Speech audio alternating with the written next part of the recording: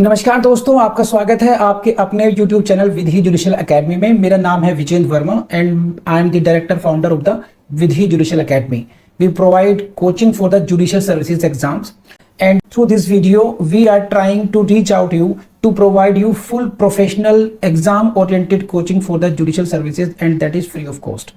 इन classes में जो videos हम आपको प्रोवाइड करेंगे, we are going to provide you the entire foundation course including all the books, including all the details whether it is required for the prelims or mains or for the guidance for the interview.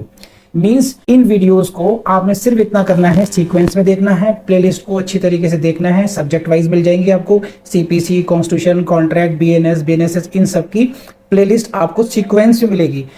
In playlist को देख करके आपने you have to take the coaching from the scratch. First video से लेके last video तक आपने करना है। उन्हीं वीडियोस में आपको गाइड किया गया है कि किस तरीके से आप किसी को कोई सा particular provision, section, sub section उसको प्रीलिम्स के लिए पढ़ना है क्या, मेंस के लिए पढ़ना है क्या, और उसके किस तरीके से नोट्स करने चाहिए, कैसे आपको रिवीजन करना चाहिए। इन्हीं वीडियोस में डिटेल में गाइडेंस आपको मिलेगी। तो प्लीज आपसे ये रिक्वेस्ट है, आप ये ना समझें कि यूट्यूब में फ्री में दिया गया है तो फिर ऐसे ही होगा। ये वो प्रोफेशनल कोर्स है जिसके लिए हम लोग अच्छी खासी हाई फीस लेते आए हैं स्टूडेंट से, लेकिन एक टाइम आता है इंसान को समाज के लिए भी करना चाहिए, और उसी इंटेंशन के साथ में we are providing you the entire course free through the YouTube channel Vidhi Judicial Academy. तो प्लीज हर वीडियो की जो थंबनेल है उसको देख करके आपको आइडिया लग जाएगा कि इसका सब्जेक्ट क्या होने वाला है। कुछ टॉपिक्स ऐसे होते हैं जिनको एक लेक्चर में कवर नहीं किया सकता, तो उसमें लेक्चर नंबर 1, 2, 3 सीक्वेंस से मिलेगा। प्लीज उस तरीके से देख लीजिएगा, और नोट्स आपको अपडेटेड मिलेंगे, उसके लिए कहीं जाने की जरूरत नहीं है। नोट्स का जो लिंक मिलेगा आपको डिस्क्रिप्शन बॉक्स में मिल जाएगा आपको। And thank you very much, wish you all the best. Come to the second point, where relief claimed is undervalued. Where relief claimed is undervalued. Where the relief claimed by the plaintiff is undervalued and the valuation is not correct within the time fixed or extended by the court, the plaint will be rejected. दो बातें समझिए इसमें क्या है। Number 1, relief claimed is undervalued. You are claiming relief of what? That the matter is of 20 lakh rupees, but you are valuing it 10 lakh rupees, and this is the only first requirement. This is valuation is not corrected. You are being given time कि please correct the valuation within the specified time. Then you are not doing this, then plaint will be rejected on this point. So 2 points are necessary here. First of all, you undervalued it. Oh, it's okay. Court said okay, please you correct it. But if you are not correcting it, then plaint will be rejected. Only just because your suit was undervalued, your plaint will not be rejected. It will be rejected only when you did not correct it within the given time by the court. So keep it in mind. These are 2 things now. आपको समझ में आई नहीं ये वाली बात, इनमें difference आया। Suit being undervalued is a different thing.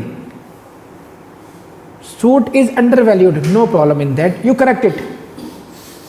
If you don't correct it, then your plaint will be rejected.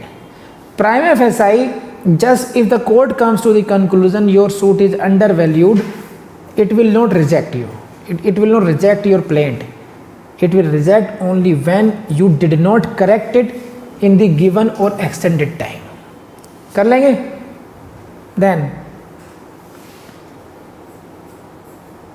again same point, in considering the question whether suit is properly valued or not, the court must confine its attention to the plaint only and should not look at the other circumstances. So the plaint, other circumstances, plaint, other circumstances, इसमें थोड़ा सा difference करना सीखिए आप लोग। Again, court will come to the decision कि whether suit is undervalued or not. It will see only the plaint. Again, ये नियम बना लीजिए अपना, बस ये है ना। Which may subsequently influence the judgment of the court as to the true value of the relief paid. Subsequent जो events हो रहे हैं जिसकी वजह से फर्क पड़ता है, उससे फर्क नहीं पड़ना। Court will see कि what are the circumstances mentioned in the plaint only. And this come to the next. where plaint is insufficiently stamped. What? Plaint is insufficiently stamped. So relief claimed by a plaintiff is properly valued. You have met the condition of second. It is properly valued, but it is insufficiently stamped. Again, if you fail to pay the requisite court fees within the given time, your plaint will be rejected. Very simple, nothing is technical here. So I proceeded. So properly valued but insufficiently stamped.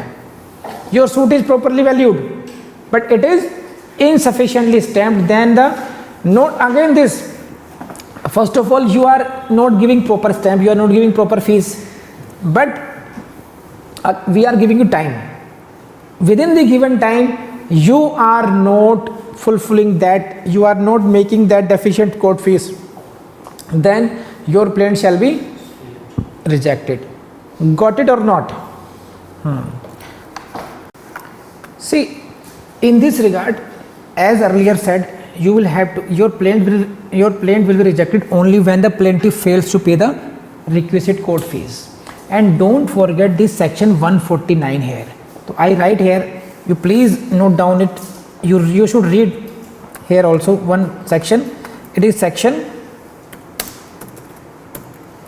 149, should be read here. And that says what? That says what? If there is deficiency of court fees, stamp fees, है ना? See, I read section 149 for you. This is power to make deficiency of court fees. Where the whole or any part of any fee prescribed for any document by the law for the time being in force relating to court fees has not been paid, the court may in its discretion at any stage allow the person by whom such fee is payable to pay the whole or part as the case may be of such court fees, and upon such payment the document in respect of which such fee is payable shall have the same force and effect as if such fee had been paid in the first instance. तो I read section 149 for you. आप लोग देख लेना, देखना चाहिए आपको साथ साथ. इसमें क्वेश्चन यहाँ पे सिर्फ ये है, the problem before the court is that you have not, this is insufficiently stamped, you have not paid properly fees for that. This is the case, plaint is insufficiently stamped. In that case, you will be given an opportunity to fulfill the balance of this, whatever it is, if it is lacking. If you again fail, then consequence will be what? Your plaint will be rejected. But if you make it up, then it will be deemed to be completed retrospectively from the first instance. Effect of this because of 149 as well, you read this also. In that case, the plaint will be rejected. However, if the requisite court fees is paid, if the requisite court fees is paid within the time, the suit or appeal must be treated as instituted from the date of presentation of appeal or plaint. So, your plaint was presented on 20th of July, but that was not sufficiently stamped, and you made the deficiency in the month of November. But still, after you have paid all the court fees, then it shall be that the suit must be treated as if presented in the July, whatever the date of presentation. ध्यान रखेंगे आप. तो again यहाँ से you will see the question in your prelims exam. बोलो हाँ है ना, कर लेंगे. See, इनका क्वेश्चन ये है कि whether it will help in the limitation or not. Very important. Limitation will be determined from the date when your plaint was first presented in the court, because suit is instituted by the presentation of the plaint. The suit होता है, that suit is instituted by the presentation of plaint. So for the purpose of limitation act, that date matters on which the plaint was presented. Now the question is this, कि plaint is presented, limitation period, problem of limitation goes now. Subsequently, it is revealed that you have not paid the proper court fees. So this is a procedural defect, technical defect, which can be if removed, then your case can proceed with. So the suit or appeal must be treated as instituted from the date of presentation of the plaint, ये ध्यान रखना, जिस date को plaint present हुई है उसी date से ये माना जाएगा कि सूट उसी डेट से इंस्टीट्यूट हुआ है ना, ठीक है। For the purpose of limitation as well as payment of court fees, got it. For the purpose of limitation, for the purpose of court fees, the date of the presentation of plaint matters only. तो भले ही आपने जो court fee का जो makeup किया है, जो deficient court, you paid deficient court fees subsequently later on, but it will be deemed to be paid retrospectively from the date of presentation of plaint। समझ में नहीं आया आपको, ठीक है। and if the plaintiff cannot pay the court fees at all, he may apply to continue the suit as indigent suit। this is order 33। if this is the situation, then you have an option, come in the category of indigent person, है ना। So this is second and third। Now come to the fourth, where suit is barred by law, where the suit appears from the circumstances in the plaint to be barred by any law, the court will reject the plaint। Now this is again, this seems to be barred by law। How this? For example, notice as required under section 80 of the code has to be given, you know it, in case of, in which case, in the cases by or against the government order 27, you must have read it, है ना। in a suit against the government, a plaintiff does not state that a notice has been given, the plaintiff will be rejected। नहीं है सही बात? why?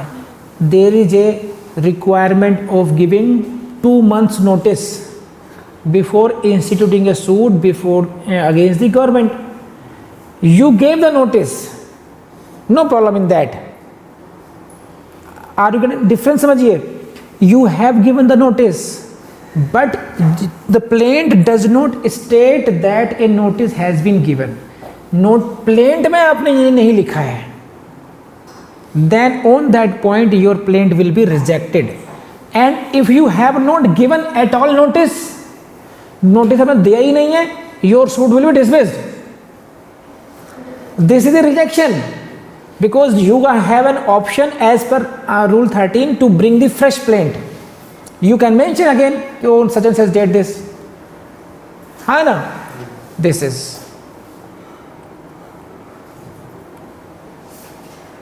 तो a suit against government, in a suit against government the plaintiff does not state a notice required under section 80, the court rejected the plaint।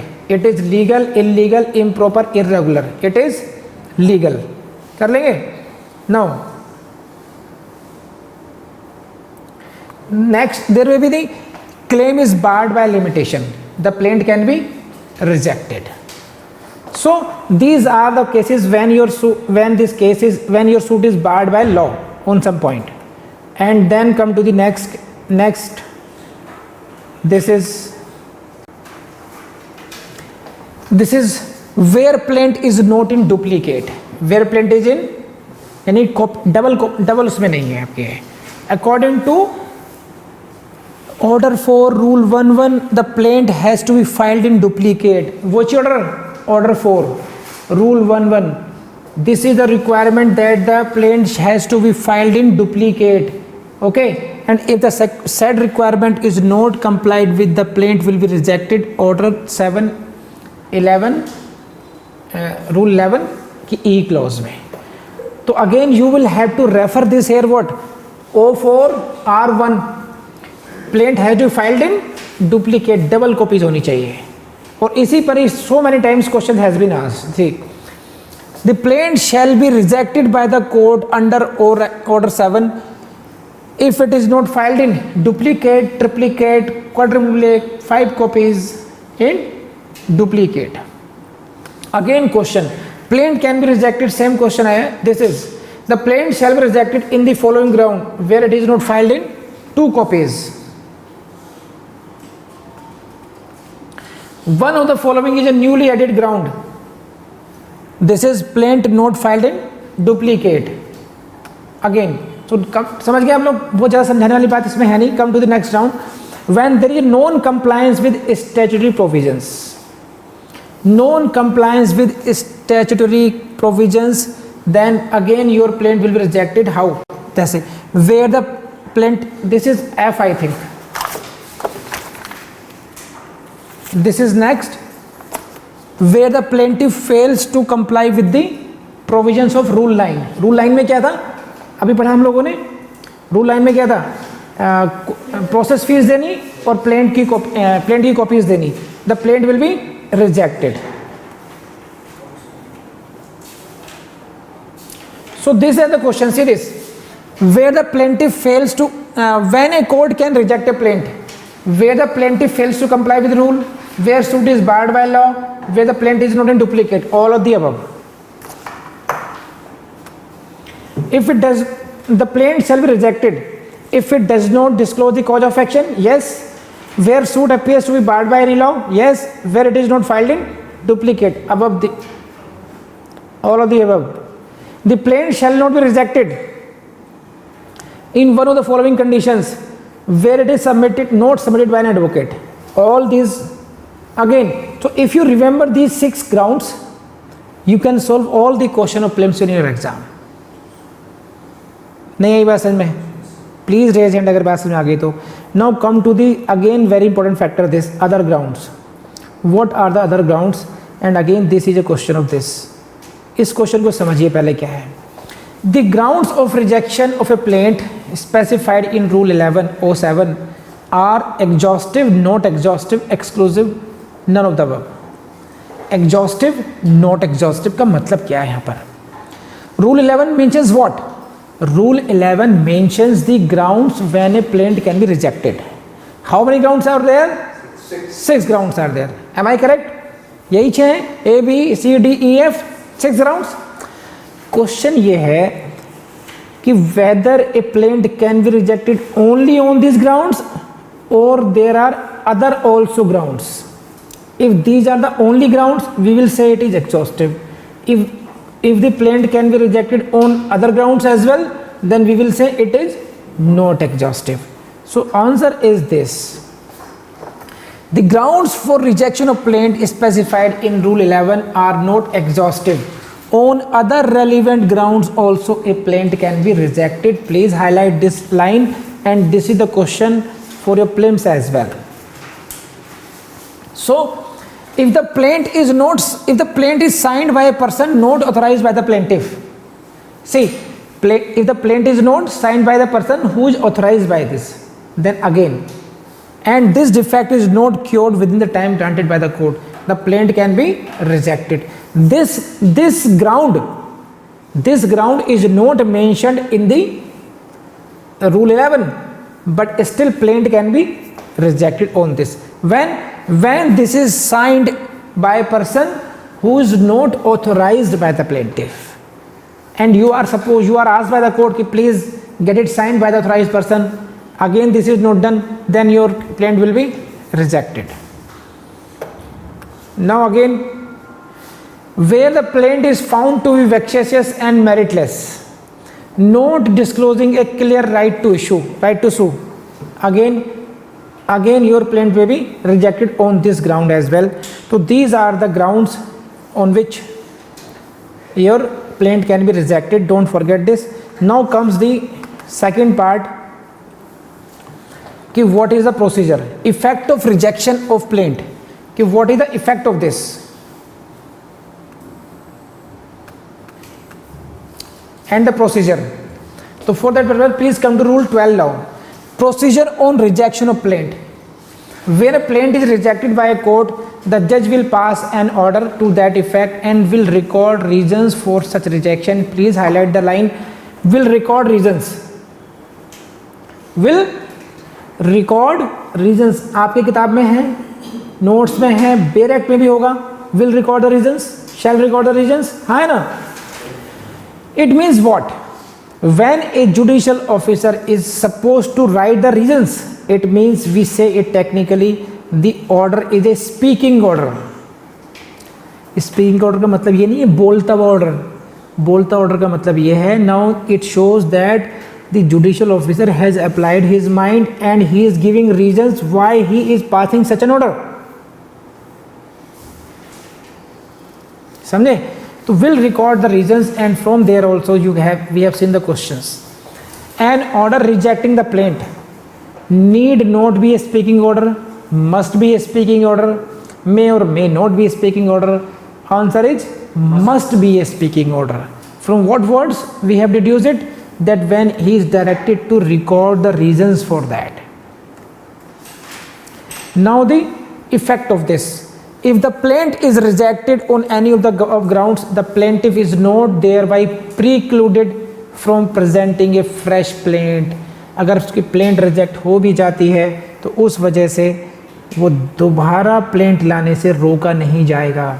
He shall not be precluded from presenting a fresh plaint. He can, it means what? He can again bring the plaint. Rule 13. And see the questions.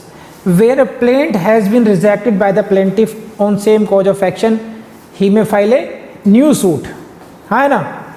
Question this is, and again, rejection of plaint shall not of its own force preclude the plaintiff from presenting a fresh plaint in respect to the same cause of action.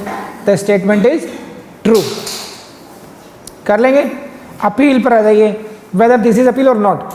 An order rejecting a plaint is a deemed decree within the meaning of section 22 of the code and therefore it is appealable. Section 96. We have discussed a lot about this. Section 22. The decree, it shall be deemed to include rejection of plaint. So this is a deemed decree, and because every decree is appealable, this is also appealable. An order rejecting a plaint is a deemed decree and therefore it is appealable. कर लेंगे. You can go in appeal under section 96. This is the question for a prelims. This is order rejecting plaint under Order 7, Rule 11 is a deemed decree. Is a decree an order or a deemed decree? It is deemed decree. देखिए चीज़ें मुश्किल नहीं है, मुश्किल हम लोग बना लेते हैं, बस हम ढंग से पढ़ते नहीं हैं. और मेरी कोशिश यही है कि CPC आपके लिए दुनिया का सबसे आसान सब्जेक्ट होना चाहिए आज के बाद.